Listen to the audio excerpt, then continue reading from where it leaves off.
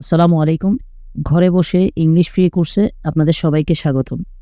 এখন আমরা আলোচনা করব প্যারালিজম।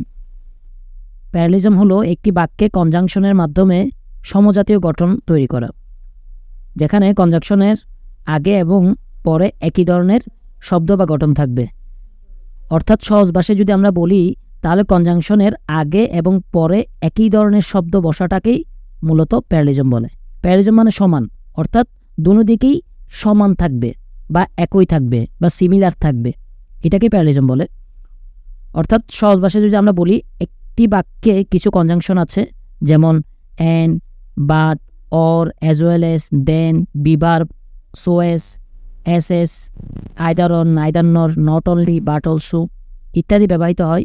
এবং কনজাংশনের আগে এবং পরে সমজাতীয় নাউন হবে, প্রনাউন হবে, অ্যাডজেক্টিভ হবে, ভার্ব হবে, অ্যাডভার্ব হবে অথবা ইনফিনিটিভ হবে।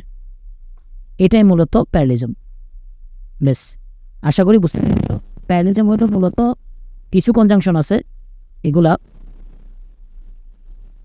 এগুলার আগে এবং পরে একই ধরনের অথবা একই টেন্সের অথবা একই নিয়মের শব্দ বলবে, সেটাই সাধারণত প্যারালিজম। কিছু উদাহরণ করে দেই, তাহলে হয়তো তোমরা আরও সহজে বুঝবা। যেমন উদাহরণ 1, I enjoy swimming and to bike. দেখেন, এখানে অ্যান্ড দিয়ে দুইটা জিনিস যুক্ত হয়েছে, একটা হলো সুইমিং আর একটা হলো টু বাইক। এটা কিন্তু ভুল, কারণ অ্যান্ডের আগে যেরকম হবে অ্যান্ডের পরও ওই রকম হবে। সঠিক কথাটা I enjoy swimming and biking because of, এখানে দেখেন অ্যান্ড আছে, অ্যান্ডের আগে কী হয়েছে, আইএনজি যুক্ত, তাহলে অ্যান্ডের পরও আইএনজি যুক্ত আলাদা শব্দ হবে। আজকের এই ক্লাসটা আমরা যে বই থেকে নিয়েছি সেটা হলো ঘরে বসে ইংলিশ আনলক, অর্থাৎ ইংলিশ গ্রামার শেখার ফুল ফ্রি কোর্স। তোমরা যারা এই বইটি নিতে চাও, আমাদের কমেন্ট সেকশনে নাম্বার দেওয়া থাকবে, এই নাম্বার সাথে যোগাযোগ করিও। যাদের নেওয়া নেই তাদের জন্য কোনো সমস্যা নেই। তোমরা ভিডিওটা থামিয়ে প্রতিটি সূত্র সুন্দর করে খাতায় লিখে রাখবা। এছাড়া তোমরা স্ক্রিনশট নিয়ে রাখতে পারো, তাহলেই হবে। তবে আমার সাজেশন থাকবে, তোমরা চাইলে বইটা নিয়ে ফেলতে পারো, কারণ আমাদের একটা গ্রামার বই লাগেই, সেটা 6 থেকে শুরু করে 10 বলো, ইন্টার বলো, এডমিশন বলো। তো একটা বই যেহেতু লাগেই, সুতরাং তোমরা চাইলে এই বইটা নিয়ে ফেলতে পারো। আর এই বইটি থেকে আমরা প্রতিটি কোর্স বিস্তারিতভাবে আমাদের ইউটিউব চ্যানেলে আপলোড দিয়ে রেখেছি, তোমরা ওইখান থেকে দেখে নিতে পারবে। এখানে ব্যাখ্যা দেওয়া আছে, প্রথম বাক্যে টু বাইক শব্দটি অন্যান্য ক্রিয়ার সাথে সামঞ্জস্যপূর্ণ নয়। অর্থাৎ এই সুইমিংয়ের সাথে টু বাইকটা কিন্তু সামঞ্জস্যপূর্ণ নয়, কারণ সুইমিংটা হলো এখানে জিরান কি, জিরান হইলো ভার্বের সাথে আইএনজি। এখন দ্বিতীয় ভার্বটা তাহলে কী হবে, সুইমিং হইলে এর পরটাও কিন্তু বাইকিং হইতে হবে, অর্থাৎ জিরান ফর্মে ব্যবহার করা হয়েছে, যা প্যারালিজম। অর্থাৎ এখানে এন্ডের আগে ছিল জিরান, তাহলে এন্ডের পরেও কিন্তু জিরান হবে। জিরান মানে কি, আইএনজি, অর্থাৎ এন্ডের আগে আইএনজি আলা আছে সুইমিং, সেজন্য এন্ডের পরও ইয়ালা বাইকিং। উদাহরণ 2, ভুলটা হইল she is neither a doctor নর ওয়ার্কস ইন দ্য হসপিটাল। এখানে she is neither a doctor, অর্থাৎ এখানে নাউন বসেছে, তাহলে এর পরও কিন্তু নাউন বসবে, ভার্ব বসবে না। সেজন্য সঠিকটা কী হবে, she is a neither a doctor, তাহলে এখানে এ নার্স হবে। কেন বলছিলাম, নর, অর, অ্যান, বাট এগুলার আগে এবং পরে হবে, অর্থাৎ এখানে নাউন আছে এ প্লাস নাউন, তাহলে এর পরটা তো কী হবে, এ প্লাস নাউন।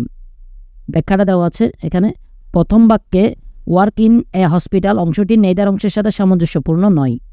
অর্থাৎ দ্বিতীয় বাক্যের মধ্যে কিন্তু আমাদের ছিল নাউন, সেজন্য এর পরের শব্দটা তো আমাদের এ নার্স বা এ এবং কিছু একটা ব্যবহার করছে। উদাহরণ 3, এখানে ভুলটা হলো he is a good student and studying hard. এটা কিন্তু ভুল। কেন, আমরা জানি যে এন্ডের আগে এবং পরে একই ধরনের হবে। এখানে কি লেখা আছে, স্টুডেন্ট, কিন্তু এখানে লেখা আছে স্টাডিং, তাহলে হবে না।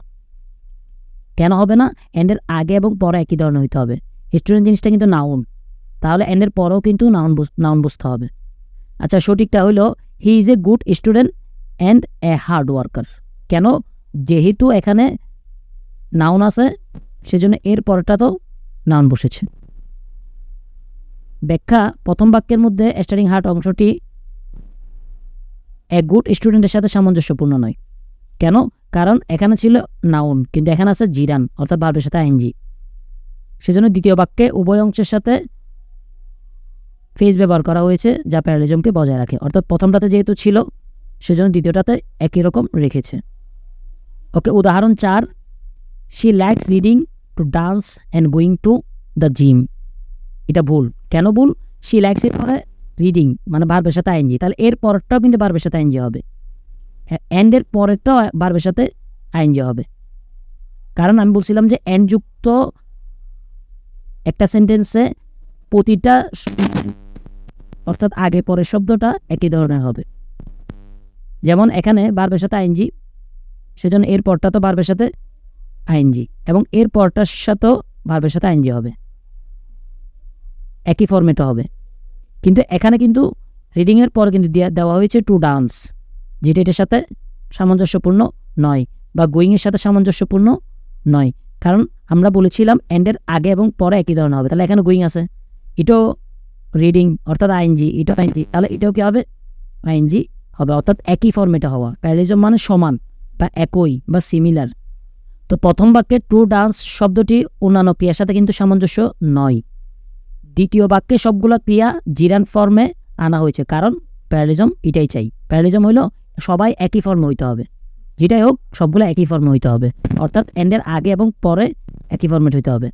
তাহলে আমরা আবার একটু করে যদি বলি, সেটা হলো প্যারালিজম হলো একটি বাক্যে কিছু কনজাংশন ব্যবহারের মাধ্যমে সমজাতীয়, আবার বলছি সমজাতীয় শব্দ থাকা, আগে পরে একই ধরনের শব্দ গঠন করার নামই প্যারালিজম। অর্থাৎ এই কনজাংশনগুলো কি কি? এই তো an, but, or, as well as, then, বিভার, এসব এগুলো থাকলে সমজাতীয় নাউন বসবে, প্রনাউন বসবে, অ্যাডজেক্টিভ বসবে, ভার্ব বসবে, অ্যাডভার্ব বসবে, ইনফিনিটিভ বসবে বা জিরান বসবে, একই ধরনের হবে। সেটাই মূলত প্যারালিজম। আশা করা যায় আজকের এই ক্লাসটাতে তোমরা প্যারালিজমের খুঁটিনাটি প্রতিটা বিষয় বুঝছো।